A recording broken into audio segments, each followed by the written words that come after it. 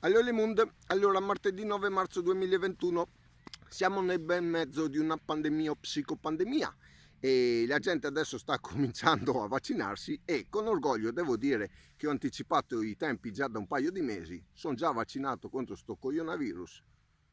Mamma mia che bravo, cosa che t'ho fatto? Cosa che t'ho fatto? Sì, 2 mesi che non accendo la TV, che non leggo niente, che non so niente, più di un anno che non ho Facebook, quasi un mese che ho staccato anche WhatsApp dal telefono, sicché vivo nell'ignoranza più totale, orgoglioso, e non so niente, no, però cosa succede? No, visto che questo quasi è l'unico argomento che ormai tratta chiunque in questo pianeta, no, purtroppo le notizie ti arrivano ugualmente, io sento ugualmente in spagnolo, le notizie ti arrivano ugualmente e proprio oggi sono venuto a sapere, no, che probabilmente adesso chiuderanno tutta l'Italia in zona rossa il sabato e la domenica. Ostia, problema. Visto che qualche fenomeno, no, dice che mi diverto solo se faccio fatica, no? Adesso penserà, e adesso come fai a far fatica?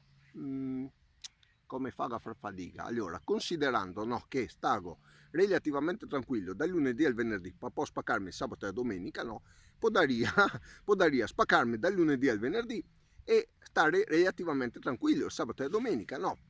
Beh o male, nel fine settimana farò sempre i miei 150-200 km, vedremo se riesco a farli, no, durante la settimana nelle 2 orette libere che ho.